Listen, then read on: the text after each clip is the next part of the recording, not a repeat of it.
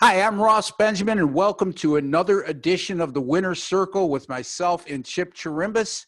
It's Monday, November 23rd. It's Thanksgiving week, folks, and if I don't talk to you before Thanksgiving, hopefully you'll be listening to us a couple more times before then. But if not, on behalf of myself and Chip, happy Thanksgiving. Have a great holiday and be safe. Chipper, an interesting weekend, especially in the NFL on Sunday. And I know you're coming off a great weekend, so am I. We want to combine 7-1 between us yesterday. You were 4-0. I was 3-1. We had one common pick in those selections, and that was Indianapolis. So it was a real good weekend, Chip. Yeah, it not bad in college too. Came off a 5-2 weekend in college, and it's a mid-season. We're ready to hit our stride for the playoffs, Ross. And the thing I'm surprised about. This week we have so many rivalry games in college football, and it just seems so early in the season for these teams to be playing that kind of game. And yet it's November 23rd and 24th, and we're in the Thanksgiving weekend. It's going by us so fast, and with so many teams getting buys so often, it just seems like we really haven't even had a full look at the schedule yet. Yeah, well, it's normally when all these rivalry games happen. It's just because of the odd year we're having here. You have a team like Wisconsin who's played 3 games and other teams have played 9, so it's that type of year. It's weird. It's tough to handicap, but we're getting through it. I was 3-2 in college football on Saturday. You went 3-2 as well? I was 3-2 Saturday, and I had both winners Friday night, so I was 5-2 for the weekend. So not very nice week. I had a 6-3 weekend. So all is good here on the Winner's Circle as far as our pay selections go. And just a friendly reminder, folks, you can get our pay selections by either going to chipwins.com. That's where you'll find Chip Chirimbes' best plays. And he has one tonight. He has a NFL selection on the Monday night game between Tampa Bay and the Rams. And I also have a 5-star winning total on Tampa Bay and the Rams. I guess I could say we both have the same pick tonight. So if you buy from either one of us, you're going to win. So usually when we agree, we're pretty tough. So that again, rbwins.com or chipwins.com. Once again, you are watching on the OSGA YouTube channel. If you have not subscribed, we certainly would appreciate if you did so. It helps support this podcast and the videos that are aired on this channel. And give us a like when you're done. It makes us happy, and we are trying to make you happy as well. So, Chip, let's talk about tonight. I mean, we're airing on Monday the 23rd. Why not talk about it? The Rams and Tampa Bay. I mean, 2 teams coming off impressive wins. The Rams against Seattle and Tampa Bay. That blowout win at Carolina. You want to share any thoughts without showing your hand?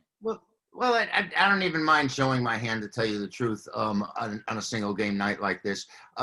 But, you've spoken about it to me a number of times, is how Tampa has had the number 1 or number 2 rushing defense in the league the last 2 years. And you're absolutely right. Right now, they're at number 2, and I think they're allowing only like 76 yards per game on the ground. And overall defense, it's the LA Rams who are number 1 in total yardage, only allowing 296. So these 2 teams may slug it out. Ross, I think earlier in the week, or in one of our discussions, you're talking about how if you're going to have Brady and Goff go head-to-head or matchup, it's going to be one-sided. So I'm thinking the Rams are not looking to make this a big offensive affair. Yeah, they've really, if you've watched them this year, they're not a team that throws the ball vertical a lot anymore. It's pretty much a dink and dunk and quick slants to Cooper Kupp, and on occasion they'll stretch the field, but it's not that explosive offense we've been used to seeing, Chipper. And here's a real interesting point. The Rams are number 5 in total offense, but yet just number 17 in scoring. So what's that tell you, Chip? Well, it means they're not as efficient as they should be in crucial situations, and maybe it's a combination of things, Ross. We know they've turned the ball over a number of times in after long drives. I mean, that game against Miami, we keep going back to it. How they had, almost 500 yards in total offense, and yet they never even were in the ball game for the most part because they turned the ball over in the red zone. They turned the ball over after moving the ball, variable distance. So, they have to get more efficient. They have to be able to turn yards into points. I mean, Russell Wilson's the best at this, isn't he? He's playing with, it just seems like they're the Seattle team with him leading them are able to put up more points per yards gained, are more efficient offensively. They have to move the ball vertically, like you said, Ross, and I think that has a lot to do with it too. Yeah, I mean, again, you brought up Tampa Bay's run defense, number 1 last year, number 2 this year. What that tells me, if the Rams are going to win this game, they're going to have Jared Goff throw for 250 yards or better. Yeah. And, he has not done that consistently like he did a couple years back when they got to the Super Bowl. But you never know. He's still capable. Having said that, I mean, you talk about Tampa Bay, they're number 4 in total defense as well. And they're sort of the opposite of the Rams offensively, Chip, in that they're 17th in total offense, but they're top 5 in scoring, top 5 or 6. So they're cashing in when they get their opportunities. Well, do you think Tom Brady has anything to do with that? Yeah, I mean, maybe a little bit. Yeah, maybe a little bit. Yeah, But looking forward to this matchup. For once, we get a Monday night affair late in the year where the schedule makers didn't miss on it. They predicted these two teams to be good teams, and they certainly have. We've seen the opposite happen on too many occasions. So it's refreshing. Speaking of Miami, a very astute selection by my partner yesterday is he had the Denver Broncos +4, an outright winner over Miami. And once again, Chip, Miami stays in the game with only 220 yards of total offense. Again, you can't continue to win like that, and a bit of the behind yesterday. Absolutely amazing. Like you said, they average 280 yards, the 30th in offense, and yet their defense just creates points. And it's one thing to having a defense that stops the other guy, but now you have a defense that's scoring, and they've really taken advantage of those opportunities. I don't know how long it's gonna last. I mean, Tua is learning on the job while he's there. And yesterday they were a little cautious with him. They're afraid he might have been hurt, and he was he didn't have the best of games. So take him out and let him take a breath. And I'm pretty sure he's going to be starting next week against the Jets at New York. And that would be interesting either way. If Fitzpatrick comes back to start against the Jets, would be another storyline that we'll follow up later in the week. Yeah, I'm not so sure they're not better off with Fitzpatrick right now. If you're in a win now mode and you're serious about making the playoffs, again, we both agreed that we didn't think that was the right time to make the quarterback move when they made it. It's worked out from a win-loss percentage, but it's really not about Tua. Look, this is a team that's in their last 6 games, 5 of those 6, they've had less than 300 yards of total offense. And as you just touched upon, Chip, Xavier and Howard comes up with an interception on the first drive of the game for Denver, creates a short field, and they cash it in for 7 points. But that's been their MO, and I just don't think you can sustain that over the long haul. I agree. It bit them in the behind yesterday, and watch out because I think you're going to catch Miami like Chip was so astute to do yesterday, being a bit overvalued. And don't forget, that was a Denver defense, Chip, that was struggling coming in, and they held them to 220 yards, and I think 40 or 50 of those yards came on the last drive. So they did virtually nothing offensively.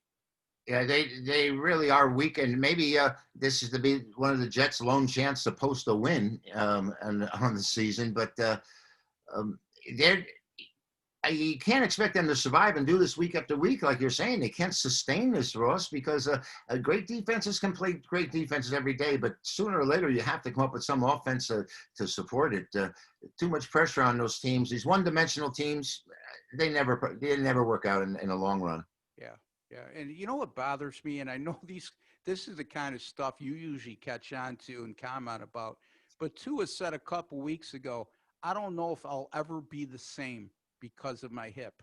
And it's like, how do you make a comment like that Yeah. when a team is just invested their number 1 draft pick, number 5 overall in you? Use your head.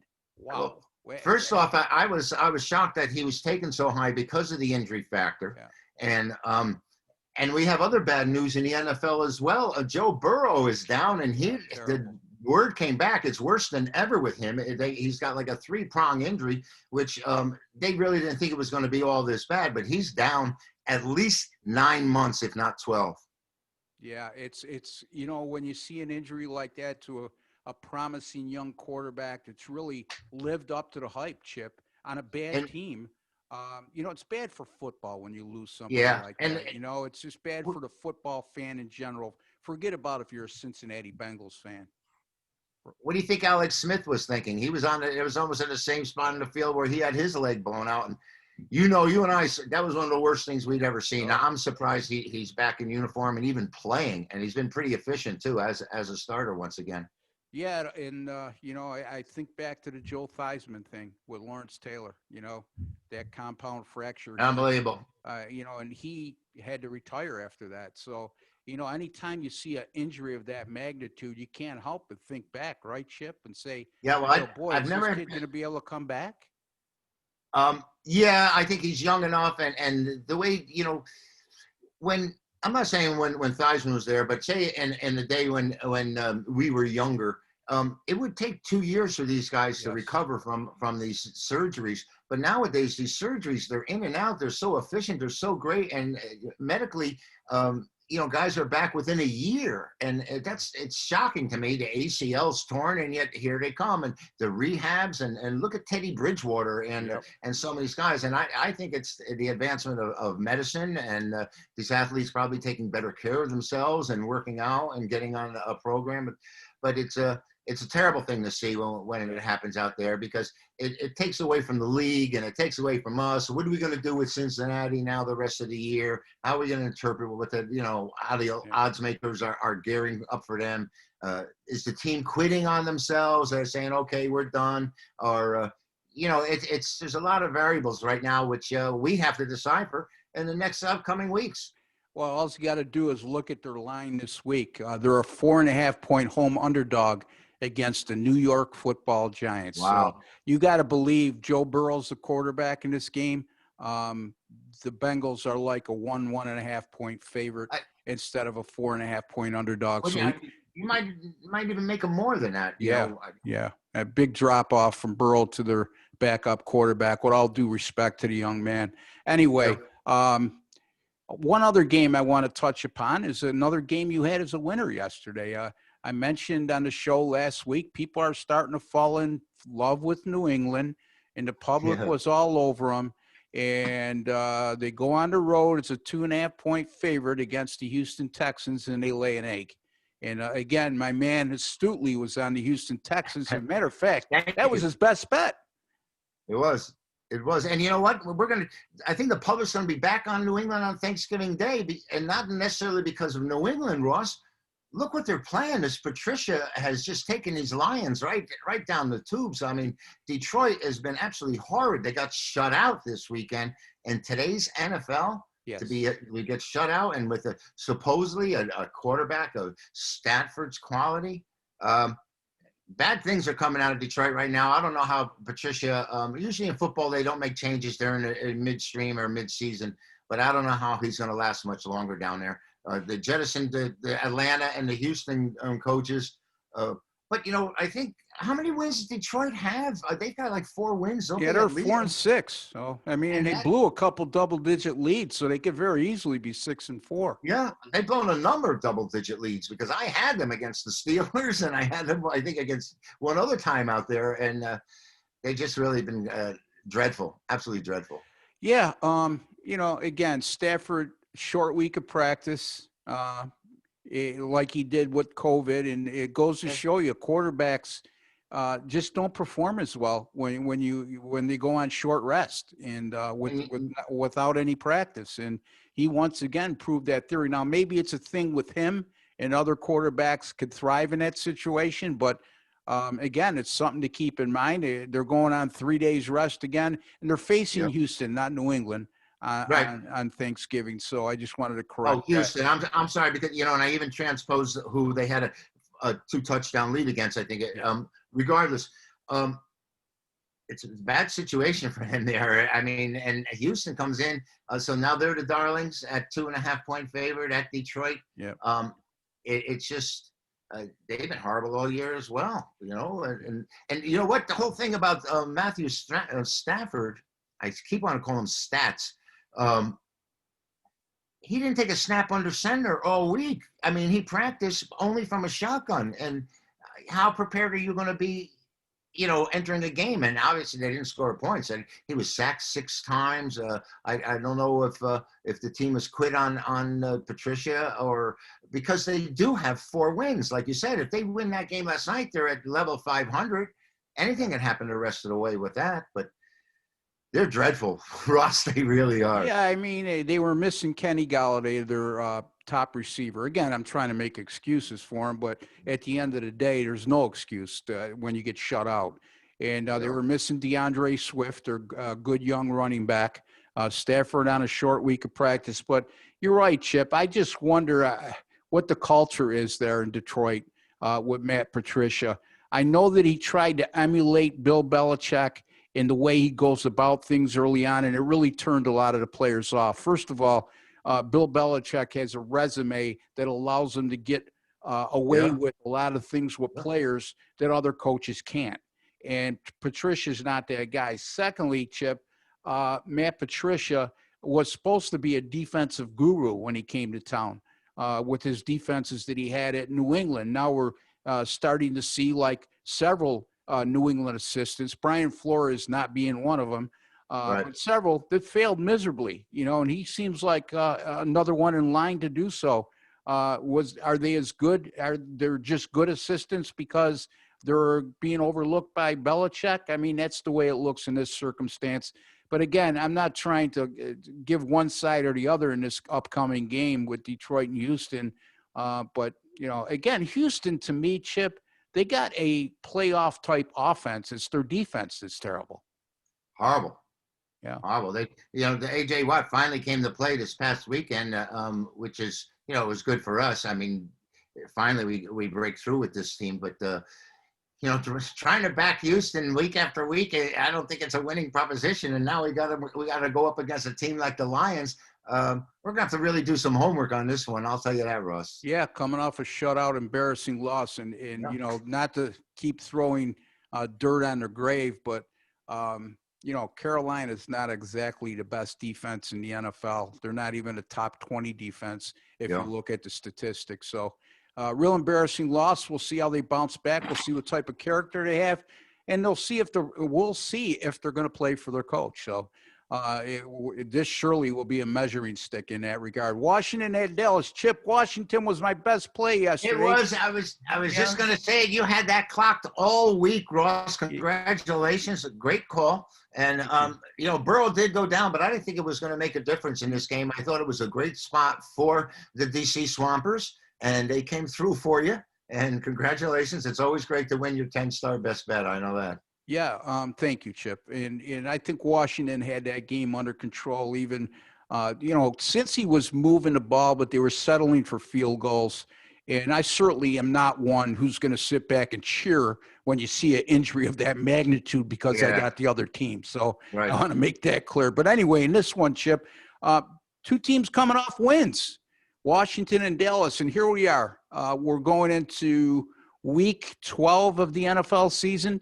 And the NFC East, the Philadelphia Eagles lead the division with a 3-6-1 record. The other 3 teams are 3-7. As terrible as that sounds, it certainly makes for some competitive football down the stretch. It's going to be a rat race in the NFC East. I think 6 wins that division, Chip. I think you may be right. So, with a tie thrown in there, maybe 5 will win with Philadelphia. You never can tell. But, 6 would probably be the number 4 Philadelphia is what I was trying to get to. This Washington team has picked up Antonio Gibson from Memphis, and they've got a running game, which people don't quite realize. And they went into this weekend with the number 6 defense in the NFL. And Ross, that probably has a lot to do why Cincinnati was settling for these field goals, even when Burrow was in there, is because their defense is a lot tougher than people really give them credit for. And I know the Giants beat them twice, but one of those games, they just physically really mauled the Giants, and circumstances being as they are in this league, you know how it happens. Yeah. Washington eked out a win. But, you know, I've been impressed with Washington, while Dallas, of course, has been such a major disappointment. And yet they come back and they beat the Vikings at Minnesota, something that the Vikings cherish, that they got a 67% winning percentage over the last 10 years at home against the point spread. Yeah. And they lose the game outright. Maybe Dallas is starting to, you know, gather their forces and catch their breath, and realizing they're only a half game off the lead in the NFC East. Dallas might be ready to play, Ross. They really might be coming to play.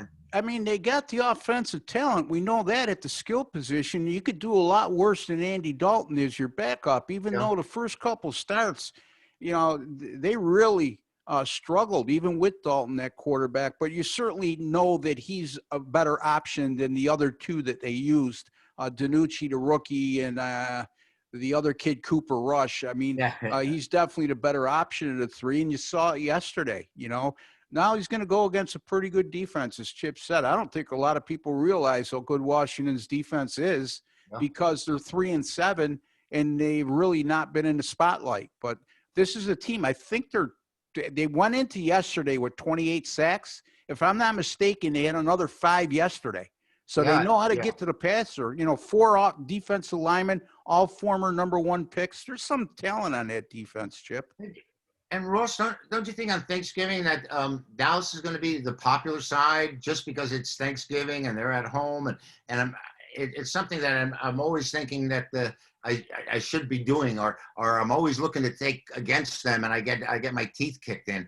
Do you have any stats or anything trends on Dallas's Thanksgiving Day record? I don't at this moment in time, but I will promise you I will have it on Wednesday when we revisit this game in our late edition of the Thanksgiving NFL. We're changing our format a little, by the way, folks, because this isn't an ordinary week, you know, and with the 3 games in the NFL on Thursday, we're gonna take a early look at those 3 games, and the last one we're going to talk about is this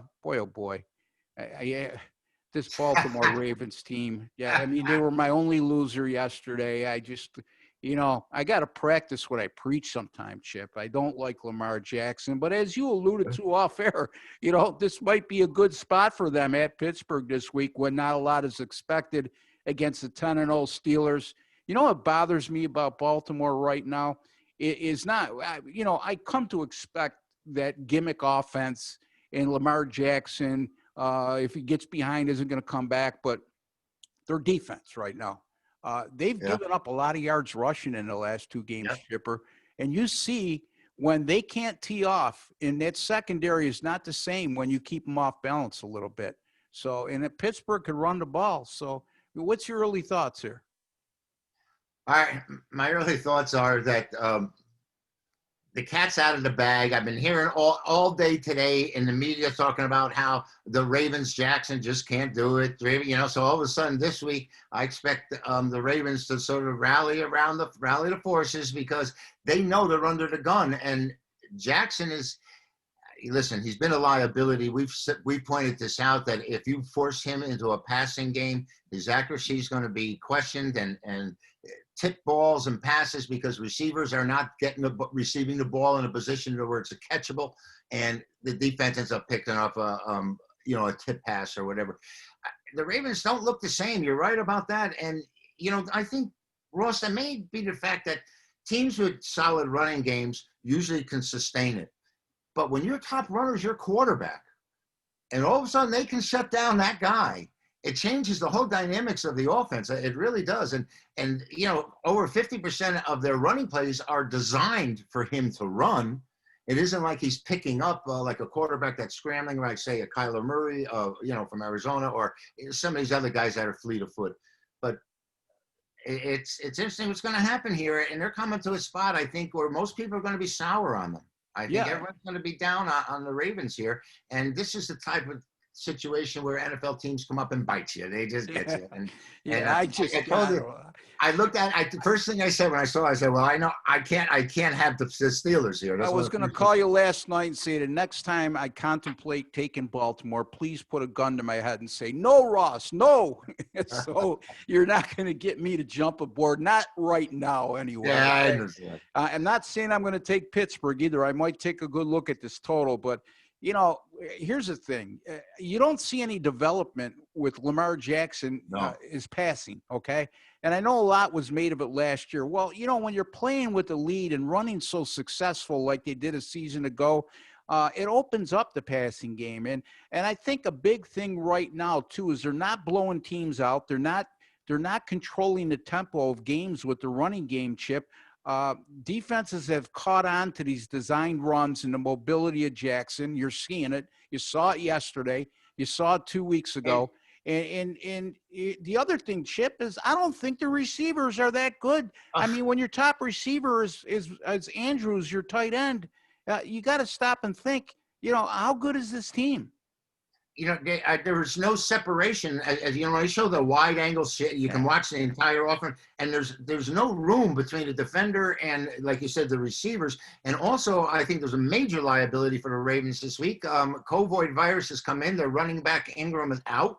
He's not going to be playing. So short notice, short time, and you know, maybe they've caught up with the Ravens a little bit here. You know, they've been the bully in the league for a while, and now people are starting to smack them back. And it's good for the league, I think. But we want to win the game. I mean, we want to side here. And you know, I think right now taking them is a very difficult thing to do, especially the way the Steelers are playing. And Ben doesn't need practice. He missed the whole season. He comes back and knows what he's doing out there. So, you know, people are bouncing off him, and he's just passing the ball. So.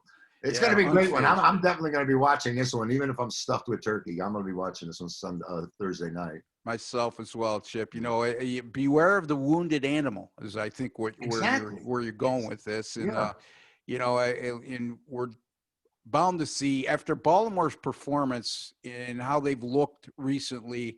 I can't help but think the 10-0 Steelers are going to be the public side, and heavily so. And you know, and go ahead, Chip. No, I'm sorry. And you know what? It looked like at the end of the game against Tennessee that they knew they were done. Yeah. They knew they were done. They didn't want to stand in front of Derrick Henry. No one wanted to. He made a sidestep move there when we're running into the end zone for a touchdown that a guy his size can't make, doesn't make. I mean, Jim Brown, we talked about that before, right? Yeah. But to me, it looked like the defensive side there really just had said, what's the use? Yeah. I mean, to use an overused cliche, sometimes you got to make a business decision. And when you got a 245-pound running back coming at you that runs 4.4, and he's got a head of steam, you know, it's not the easiest task to stick your nose in there. It's like they had 11 Deion Sanders out there. No kidding. You know what? The other thing too, Chip, again, I've mentioned this time and time again. You mentioned the media brought up they're down on Lamar Jackson. Well, you should have been listening to me all year long, because my buddy Chipper has, you know, and all of a sudden they're catching up to Lamar Jackson now. Hello. You know, and the other thing is, again, he can't get that crucial drive when his team needs it. And I know maybe people think I'm nitpicking, but the 2 playoff losses the last 2 years, a couple of games that we've seen him get behind this year, and then yesterday, they get the ball first in overtime, okay? You got a chance to take your team down the field, at least get a field goal and put the pressure on the opposing team, or end it with a touchdown and they go 3-and-out. So, you know what I'm saying, Chip? In those pressure situations, unless he's scrambling and creating yards that way, and you know, when he's scrambling, that creates open spaces for receivers, and he can be able to complete some passes. But if they can contain him and he doesn't have that ability to be elusive and scramble like that, they're in trouble. And you've called this, and we've seen this, and we've said it from the playoffs last year, and we've been saying it all year. And now all of a sudden I'm hearing on the ESPN like, uh-oh. Yeah, well, they're hiring the wrong guys, especially when it comes to sports betting. these guys don't see it through the same eyes as we do. I mean, we're looking at a game from a different angle. A I mean, totally different angle. they're talking about bringing Carmelo Anthony back to New York, and I said, yeah, not if you want to win. Yeah, I exactly. mean, there's certain guys that can score 1 million points. You want Westbrook? You're not going to win. No. So, it's a matter now. I'm wondering what's going to happen the rest of the year. It's going to be interesting Thanksgiving night. I think we're going to learn a lot more about the Baltimore Ravens. I will defend them in this regard, okay? They're 2-3 at home this year, and they lost to 3 pretty good teams, Tennessee, Pittsburgh, and Kansas City, okay? They're 4-1 on the road, so they're not a pushover on the road. They're not as a matter of fact, they went into this year, I believe, on a 12-game road winning streak, regular season winning streak, and they won their first couple, then they lost the game. So my point being is they're a very, very good road team. So our point, Ross, is that he doesn't perform well against the better teams, and those better teams come in, and he's got to beat one of them. He's got to come up with a win somewhere, because I don't think they even were in competition virtually in those 3 games. Well, they were competition, of course, this past week with Tennessee, but they weren't going to cover that number. No. So, again, interesting to see what happens in that game. Could Baltimore step up to the plate against the undefeated Pittsburgh Steelers on Thursday evening, Thanksgiving evening, I should say. Yep. Chip, we're going to be back tomorrow. We're going to be discussing some college football because we have some games on Thursday, a couple of them, and we also have a plethora of games on Friday that we're going to discuss. And then Wednesday, we'll return and we'll do 2 shows. We're going to do one in the NFL and one in college football. I'm going to make you work a little harder, Chip. So I just want to let you know ahead of time, buddy. You know what I mean? Prepare yourself, get yourself energized. Anyway, until tomorrow, I'm Ross Benjamin and for Chip Chirimbes. Thank you for joining us today. We appreciate it. Take care. Good luck and God bless.